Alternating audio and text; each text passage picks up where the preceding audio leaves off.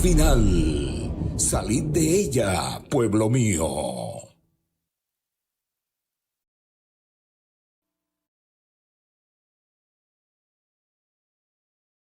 En los años 50 después de Cristo, o sea, prácticamente 20 años después de Cristo, la iglesia tenía en Tesalónica un gran problema dentro de su seno. Les voy a contar un poquito el contexto.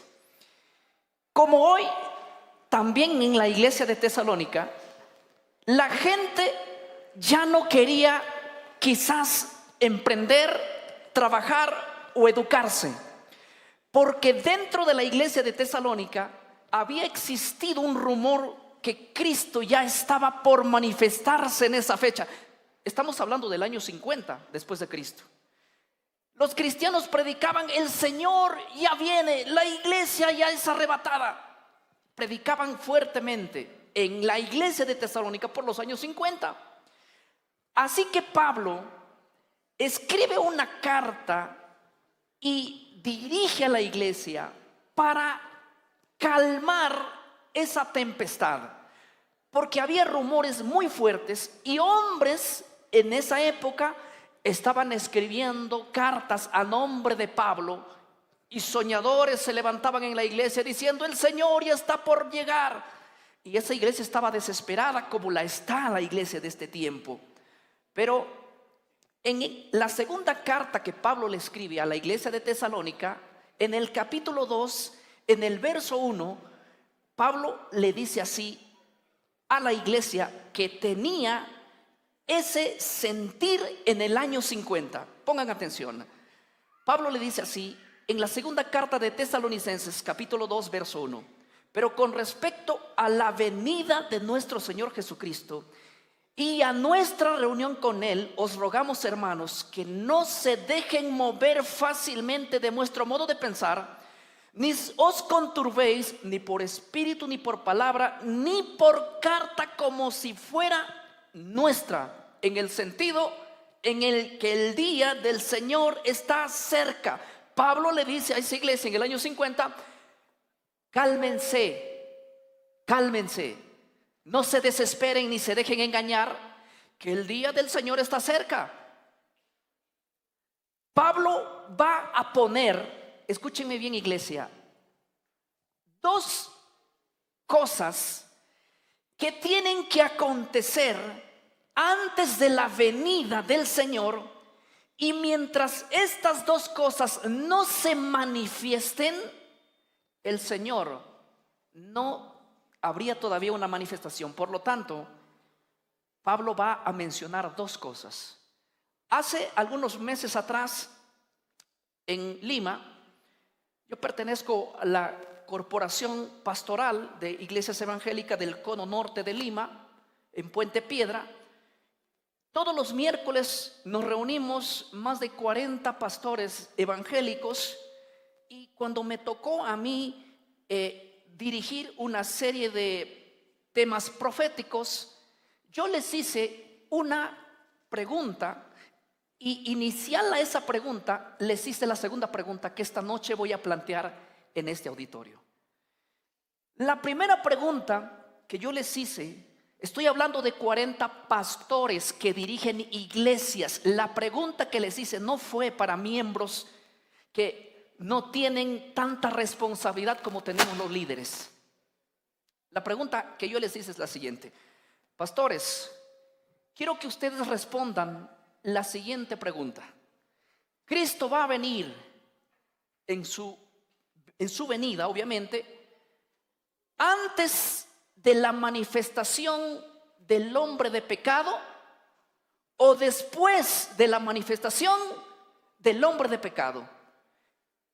¿Y saben qué? La respuesta fue que la mayoría de pastores dijeron: primero tiene que venir el Señor a llevar a su iglesia, y luego va a hacer la manifestación del hombre de pecado.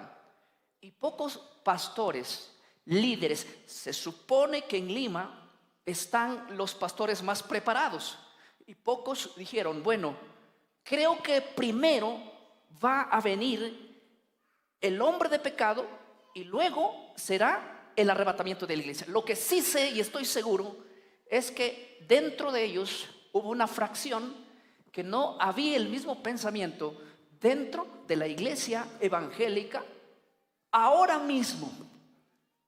Pero la respuesta la tiene que dar Pablo. Pablo, inspirado por el Espíritu Santo, le escribe a la iglesia en 2 de Tesalonicenses, capítulo 2, verso 3, y él va a decir quién es primero. Y antes de leer ese texto, yo quisiera preguntar a todos los que nos sintonizan en diferentes canales y en páginas, que también se hagan esa pregunta sincera: ¿quién va a venir primero? ¿El Señor va a llevar a su iglesia y después aparecerá el hombre de pecado? ¿O primero aparecerá el hombre de pecado y después el Señor llevará a su iglesia? Esta pregunta va a ser rota hoy bajo nuestros conceptos y va a ser planteada desde el punto bíblico. Miren lo que dice el verso 3. A esa iglesia que estaba desesperada por irse, Pablo le dice: vean lo que va a suceder. Nadie les engañe en ninguna manera, porque no vendrá. ¿Quién no vendrá? El Señor. Sin que antes venga, 1, la apostasía. 2, y se manifieste el hombre de pecado, el hijo de perdición. ¿Necesita interpretar? No, la Biblia está diciendo: antes del que el Señor se manifieste, van a haber 2 acontecimientos. El primero es que va a haber una gran apostasía. Y lo segundo es que de seguido a la apostasía va a ocurrir la manifestación del hombre de pecado. Lo que Pablo está diciendo: no se desesperen, le estaba diciendo Pablo a la iglesia en Tesalónica, que ustedes están diciendo que el Señor ya viene, que el Señor ya viene, que el Señor ya está aquí, que ya se manifiesta. Como lo que hoy día la iglesia está diciendo. Hoy en día la iglesia, y hay muchos predicadores evangélicos que están en todas las redes. Es más, vean ahora, ¿y qué es lo que la iglesia está diciendo? El arrebatamiento de la iglesia puede estar esta semana, puede ser la otra semana. Pero yo les voy a decir una cosa: Pablo ha dicho que hay 2 acontecimientos antes de que el Señor venga por su iglesia. Lo primero es la apostasía, y lo segundo es que la manifestación del hombre de pecado, del hijo de perdición. Esto es muy interesante. Esto rompió con la creencia que en los años 50 la iglesia ya se quería ir. Miren, si nosotros agarramos la Biblia así al revés, vamos a encontrar primero que el Señor lleva a su iglesia y después viene el hombre de pecado. Pero si nosotros leemos la Biblia por su derecho, vamos a encontrar primero que viene el hombre de pecado, el hijo de perdición, y después ¿qué? El advenimiento del Señor. ¿Y quieren que les diga algo? El verso 8 dice que cuando el Señor venga, va a encontrar aquí al hombre de pecado. Quiere decir que el hombre de pecado viene primero. Lean el verso 8. El verso 8 dice: entonces se manifestará aquel inicuo a quien el Señor matará con el espíritu de su boca y destruirá con el resplandor de su venida. O sea, no necesitamos explayarnos mucho en este detalle, porque la Biblia literalmente está diciendo que antes del regreso inminente de Cristo, primero hay una gran apostasía. Y déjenme decirles que en Apocalipsis nosotros encontramos al caballo blanco. El caballo blanco representa la iglesia del siglo I, que su doctrina era todavía blanca. La apostasía no entró en el primer siglo. La apostasía entró después de la muerte de los apóstoles. Por lo tanto, los tesalonicenses querían ser arrebatados pero es que todavía no había, siquiera se había manifestado la apostasía en su plenitud y no había aparecido el hombre de pecado aún. Por lo tanto, hoy en día les voy a decir una cosa, iglesia. A nosotros nos han dicho que lo primero que viene es el arrebatamiento de la iglesia y luego la manifestación del hombre de pecado. Por eso es que hoy en día, en este mismo momento, se está predicando en muchos canales, en muchos sitios de internet. Están predicando de que probablemente mañana o pasado, la otra semana, exista una desaparición masiva de personas. Pero es que ¿cómo van a desaparecer si el hombre de pecado ya vino? La segunda pregunta que yo hice, después de hacer esta, respondiendo la pregunta, les hice de nuevo la pregunta. Según la Biblia, ¿quién viene primero? ¿El hombre de pecado o el arrebatamiento de la iglesia? Ahora todos con Biblia, los 40 pastores dijeron, bueno, ahora viene, según el texto, el que se manifiesta primero es el hombre de pecado. Y ya saben que les dije, muy bien, ahora sí están entrampados. Y así como están entrampados todos esta noche. Porque si ustedes aceptan que el hombre de pecado viene primero y después la manifestación del hombre de pecado, según la aceptación de la Biblia, ahora sí se entramparon. ¿Por qué? Porque la segunda pregunta es más mortal que la primera.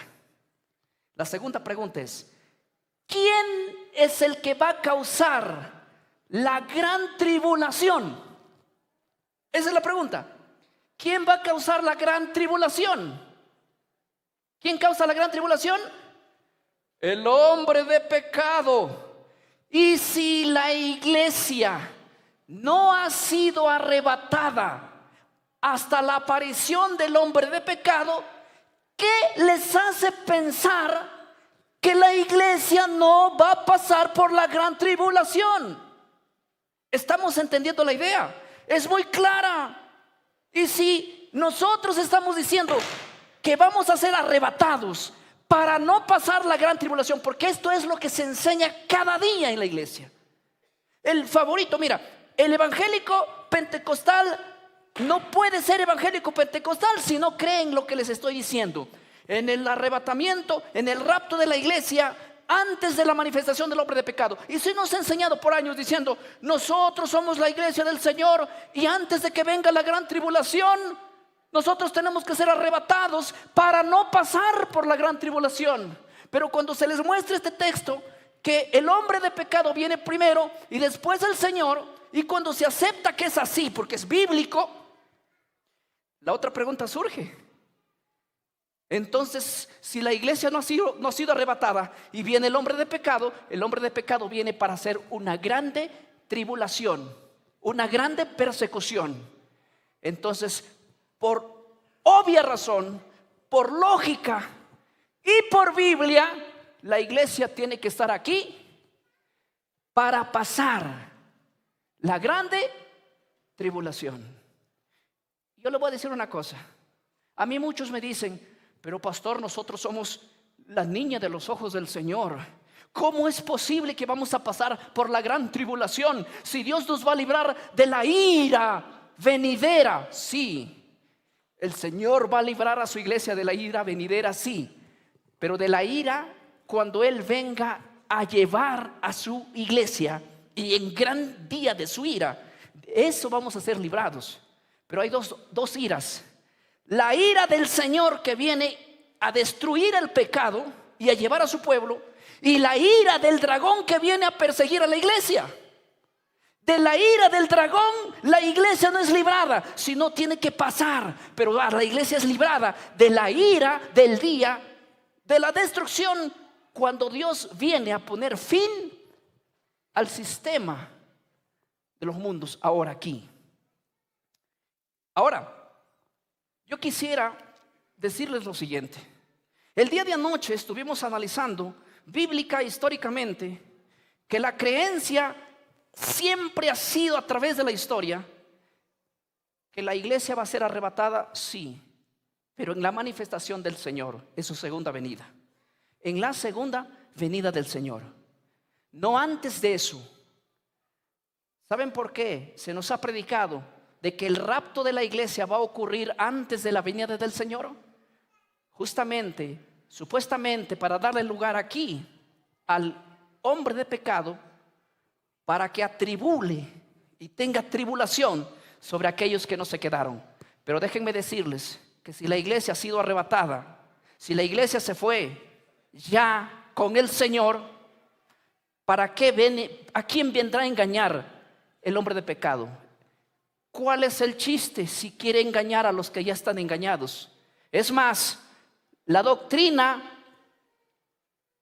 dispensacionalista que enseña esta doctrina dice que cuando Cristo venga a arrebatar a su iglesia, el Espíritu Santo también se va con la iglesia.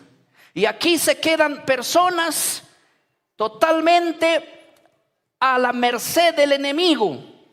Pero dicen una cosa, pero en ese tiempo va a haber todavía oportunidad de salvación, dicen ellos.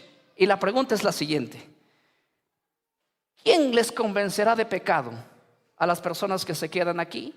Si el Espíritu Santo se fue de la tierra, ya que la función del Espíritu Santo es convencer al mundo ¿de qué? De pecado. Esa pregunta tienen que responder y tienen que ser serios en responder eso. Punto número 2. Si la iglesia ha creído esto a través de la historia, ¿por qué hoy en día se cree diferente? Si los apóstoles murieron, ¿quién de los apóstoles no murió? ¿Quién de los cristianos del primer siglo no dio su vida? Si para eso justamente fue llamado la iglesia. La Biblia, Jesús dijo en palabras literales: el que no está dispuesto a dejar su vida por mí, no puede ser ¿qué? Mi discípulo. Y hoy en día es una vergüenza que la iglesia quiera ser discípula de Cristo, pero que quiera irse en un arrebatamiento antes de darle la vida ¿a quién? Al Señor, antes de pasar por la gran tribulación, cuando la iglesia del siglo I, del siglo II y en adelante pasaron por tremendas persecuciones, dieron su vida, fueron muertos por causa del evangelio. Y hoy en día la iglesia es una iglesia light que dice: nosotros no queremos pasar por la gran tribulación, así que vamos a ser raptados antes de que aparezca el hombre de pecado. Cuando la Biblia dice: nadie les engañe en ninguna manera, porque no vendrá sin que antes venga la apostasía y se manifieste el hombre de pecado, el hijo de perdición. No soñemos con fantasías. No soñemos con fantasías. Anoche dije yo que uno de los peligros más grandes del tiempo de hoy es creer que vamos a ser arrebatados antes del regreso de Cristo. Y hoy voy a decir por qué esta creencia es tan peligrosa.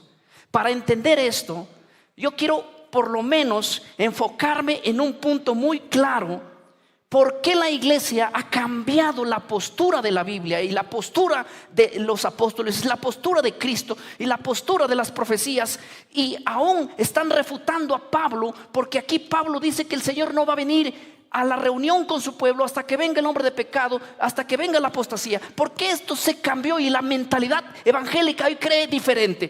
Por una razón. Yo quiero que ustedes mediten conmigo en el libro de Daniel 7. Hoy voy a darle una explicada a vuelo de pájaro, porque tenemos mucho que hablar y poco tiempo. En el capítulo 7 del libro de Daniel, pongan atención que voy a utilizar el lenguaje más sencillo para que me entiendan aún los niños que están adelante. En Daniel capítulo 7, Daniel ve en visión 4 bestias. Escuchen bien, 4 bestias. Cada bestia significa un poder, una potencia que se levantaría en la tierra. El primer poder que ve Daniel es un león, y la propia Biblia explica que ese león representa al imperio de Babilonia. Y así fue. Babilonia surgió en los años 600 y tuvo su gobierno más o menos hasta el 538, 539 antes de Cristo. Es una potencia mencionada en Daniel 7. Luego la propia Biblia explica en Isaías 13 que esa potencia iba a caer y que se levantaría otra Y Isaías claramente dice que era Ciro el que se levantaría. El libro de Daniel 8, el capítulo 20, dice que el poder que se levantaría obviamente era Medo y Persa. Es más, cuando nosotros vamos a la historia encontramos que el segundo poder que está representado en Daniel 7 como un oso es nada más y nada menos que los medos y los persas. Pero la Biblia enfoca en Daniel capítulo 7 más una tercera bestia representada por un leopardo, y que este leopardo sería la tercera bestia o el tercer poder que dominaría la tierra. Y nada más y nada menos tenemos aquí el candidato como los griegos. De hecho, Daniel capítulo 8 versículo 21 dice que es los griegos representados allí como un leopardo. Así que el cuarto poder en la tierra, según Daniel 7:23, dice Daniel 7:23, la cuarta bestia sería un cuarto poder en la tierra. Pero pongan atención que voy a definir en un par de minutos lo siguiente. Enfaticen conmigo. La cuarta bestia en la Biblia, la cuarta bestia representa al Imperio Romano. No existe teólogo, sea evangélico, presbiteriano, testigo, mormón, sea adventista, evangélico, todos no debaten que la cuarta bestia es Roma.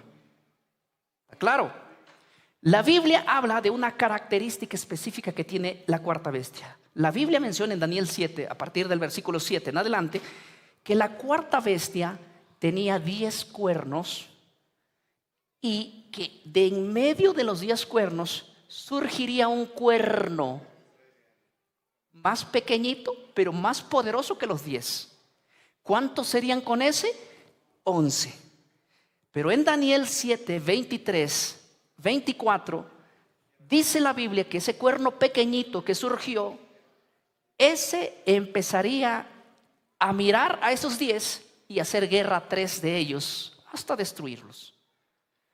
Ese cuerno pequeño, que su nombre bíblico en Daniel 7:25 es cuerno pequeño, es el mismo poder del cual está hablando el libro de Segunda de Tesalonicenses 2, el hombre de pecado. Su nombre en Tesalonicenses es el hombre de pecado. Su nombre en Daniel es ¿qué? El cuerno pequeño. En Apocalipsis también lo van a ver, en Apocalipsis 13, como la bestia que sube del mar. Es el mismo poder.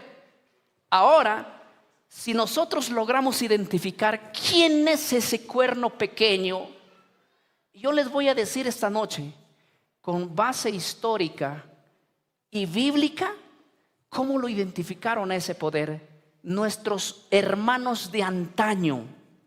Nuestros hermanos de hace muchos años, de los primeros siglos hasta los reformadores. Pero para eso yo quiero decirles una cosa.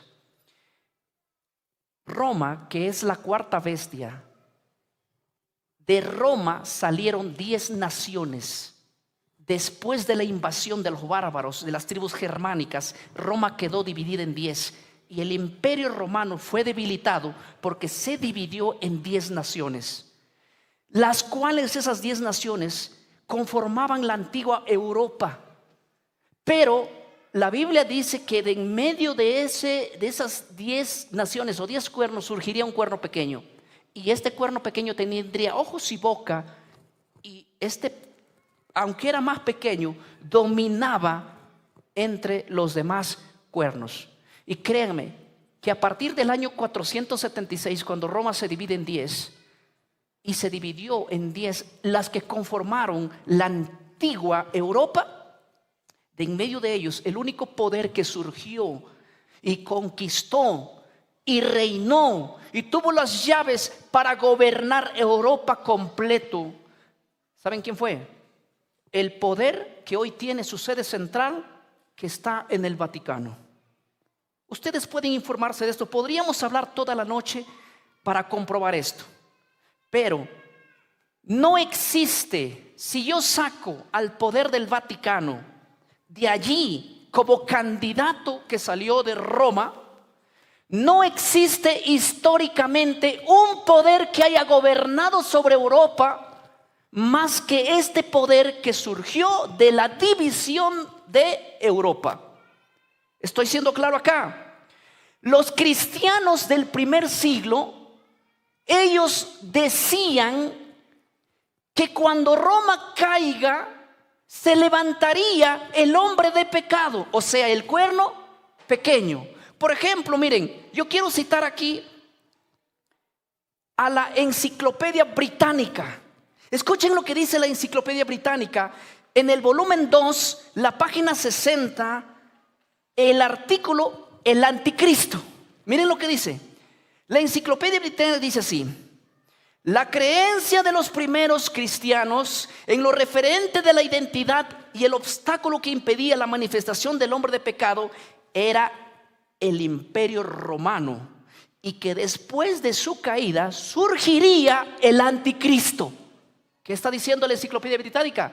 Que los primeros cristianos predicaban en sus iglesias: cuando Roma caiga, se levantará el hombre de pecado. ¿Dónde habían leído ellos eso? En Daniel 7, 23, 24 y 25. Daniel 7, 23 dice: la cuarta bestia es un cuarto reino en la tierra, que tiene 10 cuernos. Los 10 cuernos significan que de esa bestia se levantarán 10 reyes, y tras ellos se levantará el número 11. Y este número 11 peleará con 3, los derribará, someterá y tendría su apogeo sobre ellos. Por eso es que los cristianos del primer siglo, de los primeros siglos, antes que Roma caiga, porque Roma cayó en el 476, antes del 476 ellos decían: el hombre de pecado, el cuerno pequeño, va a levantarse, pero para que se levante tiene que caer Roma. Y Roma estaba en el siglo I, Roma estaba en el siglo II, Roma estaba en el siglo III, no caía. Miren lo que dice, por ejemplo, aquí. Yo quiero leer Jerónimo, padre de la iglesia, dice: con respecto al obstáculo que impedía la manifestación del hombre de pecado, Jerónimo aporta lo siguiente: que cuando caiga el imperio romano y el emperador, entonces se manifestará el hombre de pecado. Jerónimo, en su comentario del libro 5, plantea lo mismo. Y hay aquí Justino Mártir. Me llama la atención que Justino Mártir es del siglo II, y Justino Mártir escribe, este cristiano prominente escribe un comentario que es brutal y de suma importancia. Escuchen lo que él escribió en su libro Apología, ¿sí? En la fe de nuestros padres, página 19. Él escribió así: Justino Mártir dijo: los cristianos primitivos oraban para que el emperador y Roma continúen todavía en el imperio, ya que ellos sabían que cuando estos caigan, se manifestará el hombre de pecado. Miren, ¿saben cómo oraban los cristianos en el tiempo de Justino Mártir, en el siglo II? Se ponían de rodillas y decían así: Padre, que todavía no caiga Roma, que permanezca en el poder el imperio romano, porque no quisiéramos que caiga y se manifieste ¿quién? El hombre de pecado, el hijo de perdición. En el siglo II los cristianos oraban para que el imperio romano continúe. ¿Dónde habían leído ellos eso? En Daniel capítulo 7, que cuando la cuarta bestia se divide en 10, de en medio saldría el cuerno pequeño. Y esto solo acontecería después de la caída de Roma, porque Roma no hubiera permitido que una persona o que un gobierno exista gobernando junto con él. Porque imperio que se levantaba, él lo destruía. Imperio que se levantaba, él lo destruía. No hubiese dejado que nadie gobierne. Así que primeramente Roma tenía que caer para que se levante ¿quién? El hombre de pecado. Y ahora mira lo que... Yo tengo bastante información sobre patrística. Ambrosio de Milán escribió lo siguiente. Ambrosio también dijo que dicho obstáculo era el imperio romano y el emperador, que después que fuese quitado de en medio el César y Roma, se manifestaría el hombre de pecado. Isaac Newton, en la página 463, también afirma lo mismo, y de hecho cita a Ambrosio de Milán diciendo que las palabras de Ambrosio de Milán son creíbles porque él las estudió también, las profecías. Es más, Isaac Newton no solo descubrió la gravedad, Isaac Newton es un personaje que colocó en sus escritos teológicos, cuando habló de profecía, e identificó a las 10 naciones que conformaban la Europa antigua después de la división del 476. Voy a leer un par de artículos más. No faltaría alguien que me diga esta noche: el pastor no habló de la Biblia. Estamos hablando sobre la Biblia y sobre cómo fue a través de la historia la creencia de cientos de cristianos. Miren lo que dice Juan Crisóstomo. Este líder cristiano enseñó lo mismo y dijo lo siguiente: uno puede preguntarse, ¿qué es lo que detiene la manifestación del hombre de pecado? Él se responde: el imperio romano. Cuando esto desaparezca, entonces vendrá el hombre de pecado, porque mientras dure el temor de la gente hacia el emperador de Roma, nadie se ensalzará por sí solo. Pero cuando el emperador desaparezca, entonces el hombre de pecado se manifestará e intentará gobernar el reino de Dios y de los hombres. Juan Crisóstomo, antes de la caída de Roma, él decía: Roma va a desaparecer, y cuando desaparezca se levantará el hombre de pecado e intentará ¿qué? Gobernar ¿qué? La iglesia y a los hombres. Y ahora voy a decirles lo siguiente. Voy a citar el último párrafo. El historiador eclesiástico Eliot dice: tenemos el testimonio unido de los padres apostólicos desde Ireneo del 130 al 200 después del Mesías, del discípulo de Juan Crisóstomo del 347 al 407, inclusive a Jerónimo del 331 al 420, todos ellos asegurando que después de la caída del imperio romano se levantará el hombre de pecado. La hora apocalíptica, en su libro que escribió Eliot, en la página 92. Así que es irrefutable que los primeros cristianos a través de la historia nunca creyeron que primero viene el arrebatamiento de la iglesia y después la manifestación del hombre de pecado. Los cristianos primitivos en una decían: primero se va a manifestar el hombre de pecado y luego viene ¿quién? Cristo. Esa era la creencia de la iglesia. Esa es la creencia apostólica. Esa es la creencia de la Biblia. Esa fue la creencia de todos, inclusive los padres de la Reforma, que existieron en el siglo XVI y mucho antes de ellos. Todo 1600 años la iglesia creyó y defendió eso absolutamente, porque ellos estaban basados en las profecías, porque ellos no creían que no van a pasar por la gran tribulación. De hecho, ellos esperaban la gran tribulación para que después de eso se encuentren con el Señor y digan y estén cantando allí. Porque un ángel decía: ¿y quiénes son estos? ¿Y de dónde han salido? Son aquellos que han salido de la grande ¿qué? Tribulación. Es que ellos tenían que pasar por eso. Era un procedimiento. Jesús dijo: de la misma copa que yo bebo, ustedes beberéis, y en el mismo bautizo que yo me bautizo, vosotros seréis bautizados. Hablando inclusive del sufrimiento que él tomaría y del bautismo, refiriéndose a su muerte inclusive. Jesús nunca dijo lo contrario. Pero este mismo cuerno pequeño, el cual está señalado en Daniel 7:25, fue descubierto en el siglo XVI. Ya no pudo ocultar más. Hombres antes de Lutero condenaron a la iglesia. Escúcheme bien, iglesia. Por 16 siglos todos los hombres habían identificado quién era el cuerno pequeño. ¿Y saben quién era el cuerno pequeño para ellos? El poder que tiene su sede central en Roma. El cerebro de la iglesia católica que está en el Vaticano. No había otro anticristo para ellos que este. Nunca ha habido en la mentalidad de los cristianos por 16 siglos que el anticristo era otro. No. Para ellos el anticristo siempre ha sido el poder que domina ¿dónde? En Roma. Esa ha sido la convicción. Por eso que ellos peleaban contra ese poder, contra ese sistema, y morían en la hoguera como Jos, cantando y adorando, porque sabían que estaban siendo torturados por causa de una gran verdad siendo manifestada, y peleando en contra del cuerno pequeño, del hombre de pecado. Y estos temas hoy en día no se lanzan en la iglesia. ¿Saben por qué no se lanzan estos temas? Porque las iglesias evangélicas en su gran mayoría se visitan con el Vaticano.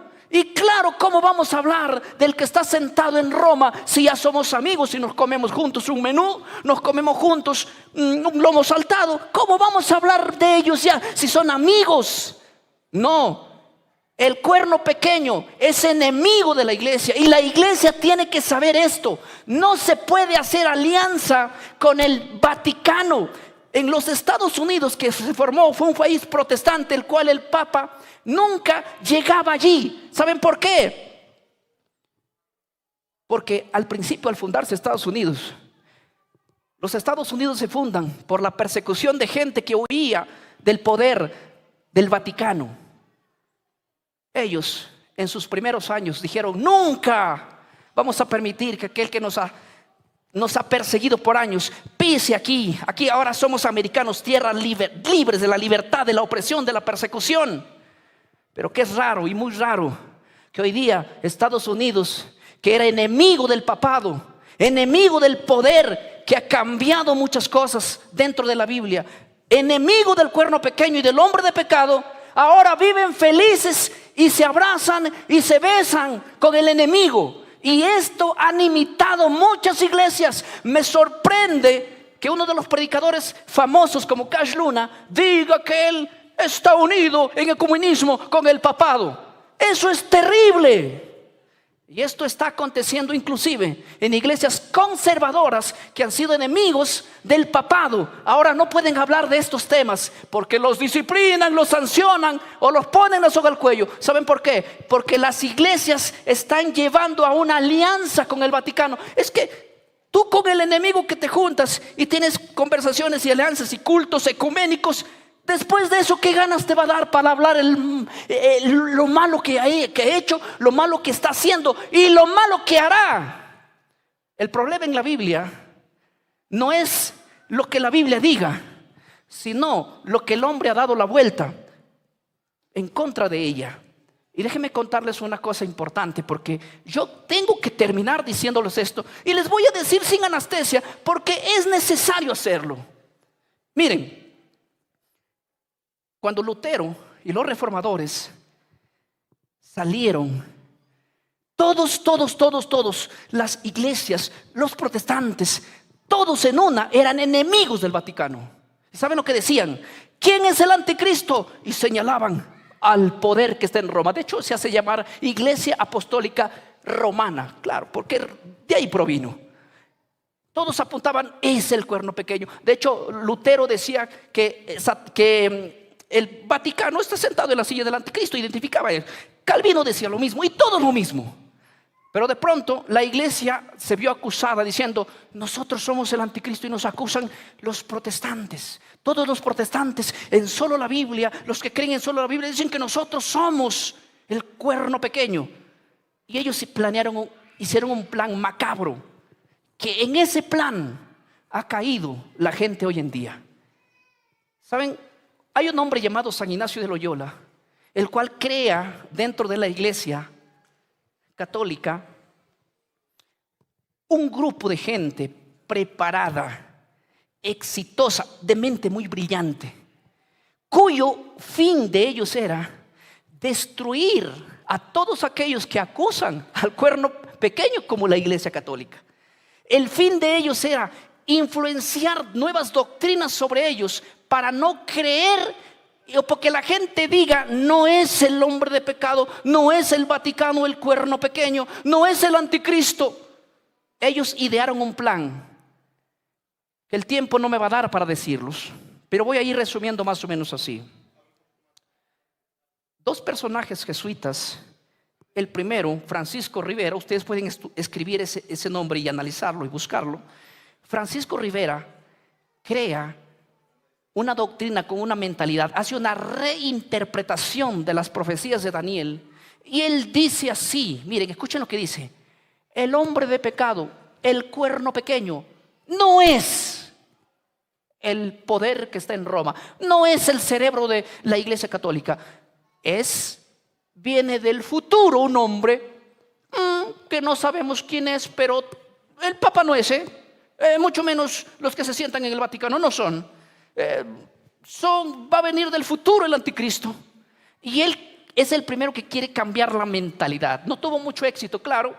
Luego le sigue un personaje llamado Lacunza, un personaje llamado John Nelson Darwin, y luego de John Nelson Darwin, como la Iglesia Evangélica absorbió esa doctrina por el fatal proceder de un personaje llamado Scofield, en cual en otro momento vamos a tocarlo. Anoche yo mencioné quién es el que creó el cuerno pequeño, o quién es el que creó la doctrina del rapto. La doctrina del rapto fue creada por la inteligencia de la Iglesia Católica, basada en jesuitas, el cual lo único que querían era que el protestantismo deje de decir: ustedes son el cuerno pequeño, como lo habían hecho por 16 siglos. Pero, ¿cómo contrarrestamos? John Nelson Darwin es el primero que enseña una doctrina diferente a Rivera, a Lacunza. Por eso a él se lo atribuye el arrebatamiento de la iglesia. Nosotros cuando tenemos una Biblia, la Biblia Scofield, por ejemplo, esta Biblia Scofield, yo tengo aquí una Biblia Scofield y la utilizo porque aquí puedo plasmar todo lo que ellos falsificaron acerca de esta doctrina. Saben, hermanos, se inventa, porque no es bíblico lo que voy a decir, que la iglesia tiene que ser arrebatada antes de la segunda venida de Cristo. Eso fue un invento por la mentalidad jesuita que fue penetrada dentro de la iglesia. Y en el siglo XX la iglesia evangélica le dio la bienvenida a esa doctrina, y hoy está abrazado esa doctrina, y el que habla en contra de esa doctrina está hablando en contra de Dios para ellos. No, el que habla en contra del rapto de la iglesia está hablando en contra del papado, está hablando en contra del jesuita, está hablando en contra de la ¿cómo podemos ponerlo? De la herejía. Esa doctrina es intrusa dentro de nuestro seno. Nunca existió, nunca ha existido, no tiene base ni bíblica ni histórica. Es una herejía que muchos hemos caído dentro de ella. Pero Dios está sacando miles de personas a través de todo el mundo. ¿Por qué? Porque si tú crees que el rapto de la iglesia va a suceder antes de la venida del hombre de pecado, tienes que saber que el hombre de pecado está a punto de hacer su manifestación ahora. ¿Saben qué? Pronto, todos los canales de televisión, pronto, todas las radios, pronto, todas las redes se van a llenar de una grande noticia, valga la redundancia, donde van a enfocar que todos nosotros, todos los evangélicos, todos de distintas denominaciones, vamos a pertenecer a un nuevo orden mundial. Y saben que el que va a poner la marca de la bestia, justamente el anticristo que detrás viene como el poder y la influencia de la iglesia unido a los Estados Unidos de Norteamérica, que es la potencia de turno, lo que va a acontecer, iglesia, es que si tú piensas que el hombre de pecado todavía viene del futuro, que es un personaje del futuro, que es un judío que va a venir del futuro, que es un hombre que va a venir del futuro después del arrebatamiento de la iglesia, si tú estás pensando en eso, no has identificado quién es el verdadero anticristo. Y el verdadero anticristo es el que ahora está en Roma, el que dirige la mentalidad y tiene la mentalidad allí, que dirige todo el sistema católico, el que hizo todo el desastre por así doctrinal que hoy tenemos.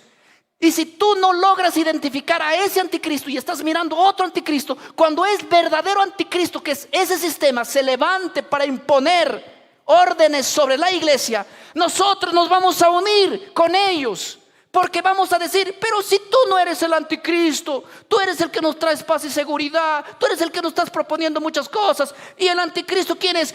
El anticristo viene del futuro todavía y no eres tú. Lutero se levanta y resucita, y él no vendría a predicar a la iglesia católica ya. Él vendría a predicar a la iglesia evangélica y diría, yo morí peleando con el cuerno pequeño y ustedes ahora están haciendo alianza con ellos. Es una locura lo que sucedió. Se vuelve a morir él.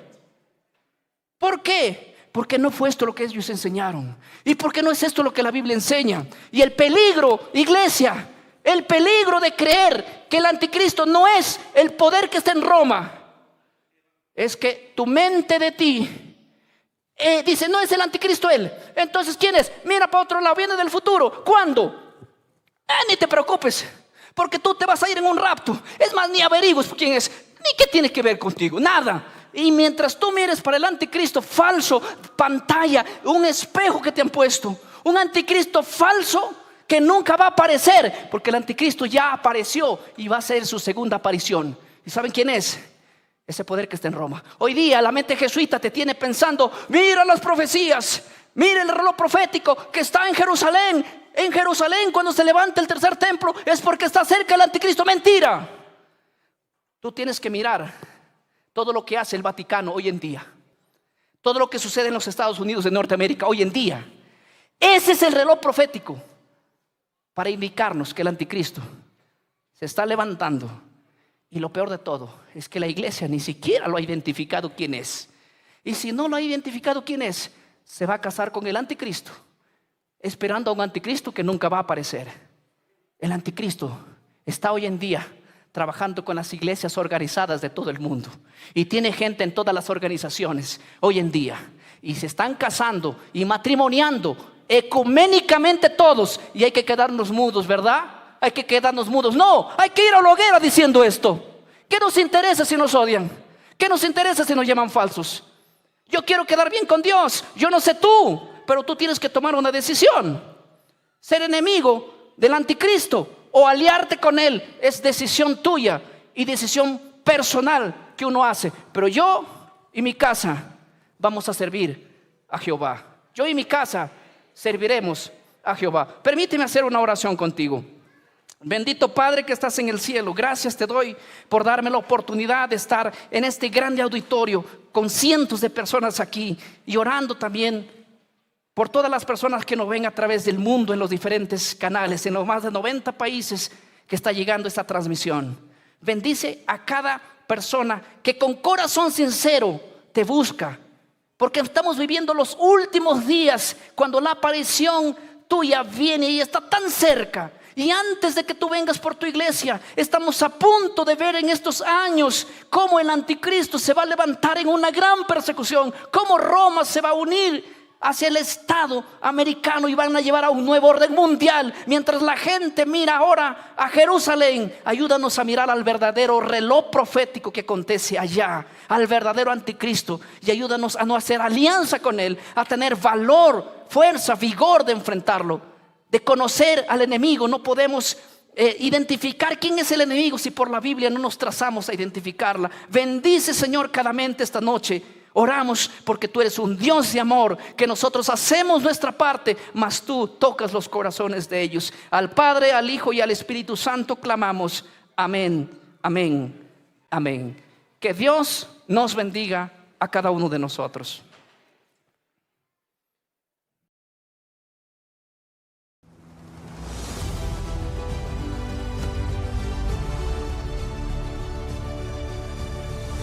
El gran temblor final. Salid de ella, pueblo mío.